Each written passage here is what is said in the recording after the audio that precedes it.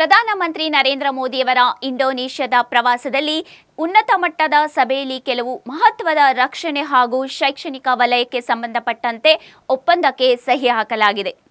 ಅದರಲ್ಲಿ ಪ್ರಮುಖವಾಗಿ ಜಾಗತಿಕ ರಕ್ಷಣಾ ಮಾರುಕಟ್ಟೆಯಲ್ಲಿ ಭಾರತ ಈಗ ಜಗತ್ತೇ ತಿರುಗಿ ನೋಡುವಂತಹ ಬೃಹತ್ ಇತಿಹಾಸ ಸೃಷ್ಟಿಸಿದೆ.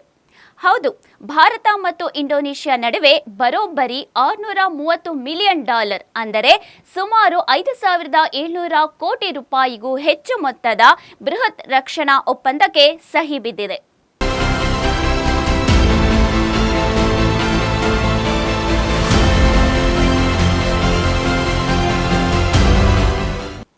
ಮೇಕ್ ಇನ್ ಇಂಡಿಯಾ ಮತ್ತು ಆತ್ಮನಿರ್ಭರ್ ಭಾರತ್ ಯೋಜನೆಗೆ ಜಾಗತಿಕ ಮಟ್ಟದಲ್ಲಿ ಸಿಕ್ಕ ಅತ್ಯಂತ ದೊಡ್ಡ ಯಶಸ್ಸು ಇದು. ಫಿಲಿಪೈನ್ಸ್ ದೇಶಕ್ಕೆ ಬ್ರಹ್ಮೋಸ್ ಕ್ಷಿಪಣಿಗಳನ್ನು ಯಶಸ್ವಿಯಾಗಿ ಪೂರೈಸಿದ ಬೆನ್ನಲ್ಲೇ ಭಾರತದ ರಕ್ಷಣಾ ಸಾಮರ್ಥ್ಯದ ಮೇಲೆ ಇಂಡೋನೇಷ್ಯಾ ಕೂಡ ಈಗ ಸಂಪೂರ್ಣ ಭರವಸೆ ಇಟ್ಟಿದೆ. ಏನಿದು ಮೆಗಾ ರಕ್ಷಣಾ ಒಪ್ಪಂದ?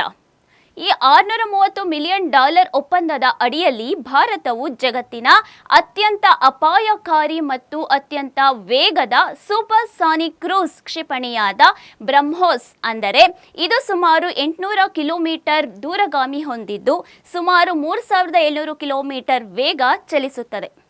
ಇದನ್ನು ಇಂಡೋನೇಷ್ಯಾಕ್ಕೆ ಸರಬರಾಜು ಮಾಡಲಾಗಿದೆ. ಇದರ ಜೊತೆಗೆ ಭಾರತೀಯ ವಾಯುಪಡೆಯ ಹೆಮ್ಮೆಯಾದ ಸಂಪೂರ್ಣ ಸ್ವದೇಶಿ ತಂತ್ರಜ್ಞಾನದ ಗಾಳಿಯಿಂದ ಗಾಳಿಗೆ ಚಿಮ್ಮುವ ಅತ್ಯಾಧುನಿಕ ಅಸ್ತ್ರ ಕ್ಷಿಪಣಿಗಳನ್ನು ಕೂಡ ಇಂಡೋನೇಷ್ಯಾ ಖರೀದಿಸುತ್ತಿದೆ.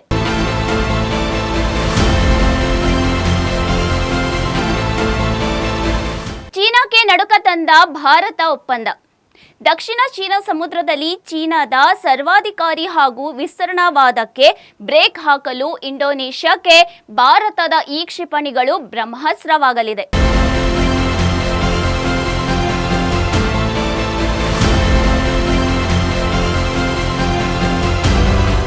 ರಕ್ಷಣಾ ರಫ್ತು ವಲಯದಲ್ಲಿ ಭಾರತ ಕೇವಲ ಗ್ರಾಹಕ ದೇಶವಾಗಿ ಉಳಿದಿಲ್ಲ, ಬದಲಿಗೆ ಜಗತ್ತಿಗೆ ಶಸ್ತ್ರಾಸ್ತ್ರಗಳನ್ನು ಪೂರೈಸುವ ಜಾಗತಿಕ ಹಬ್ ಆಗಿ ಹೊರಹೊಮ್ಮುತ್ತಿದೆ ಎಂಬುದಕ್ಕೆ ಈ ಒಪ್ಪಂದವೇ ಸಾಕ್ಷಿ.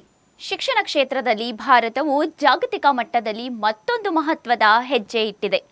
ಪ್ರಧಾನಿ ನರೇಂದ್ರ ಮೋದಿ ಅವರು ಇಂಡೋನೇಷ್ಯಾದಲ್ಲಿ ಭಾರತದ ಪ್ರತಿಷ್ಠಿತ ಕರ್ನಾಟಕದ ಬೆಂಗಳೂರಿನ IIM ಹೊಸ ಕ್ಯಾಂಪಸ್ ಅನ್ನು ಸ್ಥಾಪಿಸುವುದಾಗಿ ಅಧಿಕೃತವಾಗಿ ಘೋಷಿಸಿದ್ದಾರೆ. ಈ ಹೊಸ ಕ್ಯಾಂಪಸ್ ಅನ್ನು ಪೂರ್ವಜಾವದ ಮಲಾಂಗ್ನಲ್ಲಿರುವ ಸಿಂಗಸಾರಿ ವಿಶೇಷ ಆರ್ಥಿಕ ವಲಯದಲ್ಲಿ ಸ್ಥಾಪಿಸಲಾಗುವುದು. ಇದು ಕೇವಲ ಇಂಡೋನೇಷ್ಯಾ ವಿದ್ಯಾರ್ಥಿಗಳಿಗೆ ಮಾತ್ರವಲ್ಲದೆ ಇಡೀ ಆಸಿಯಾನ್ ವಲಯದ ವಿದ್ಯಾರ್ಥಿಗಳಿಗೆ ಉನ್ನತ ಶಿಕ್ಷಣ ಒದಗಿಸಲಿದೆ.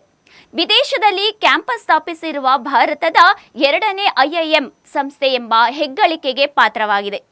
ನಮ್ಮ ನೆಚ್ಚಿನ ನರೇಂದ್ರ ಮೋದಿ ಅವರಿಗೆ ಇಂಡೋನೇಷ್ಯಾದ ಅತ್ಯುನ್ನತ ನಾಗರಿಕ ಪ್ರಶಸ್ತಿಯಾದ ಬಿಂಟಂಗ್ ಆದಿಪೂರ್ಣ ಪ್ರಶಸ್ತಿಯನ್ನು ನೀಡಿ ಗೌರವಿಸಲಾಗಿದೆ. ಪ್ರಧಾನಿ ಮೋದಿಯವರು ಈ ಪ್ರಶಸ್ತಿಯನ್ನು 140 ಕೋಟಿ ಭಾರತೀಯರಿಗೆ ಸಮರ್ಪಿಸಿದ್ದಾರೆ.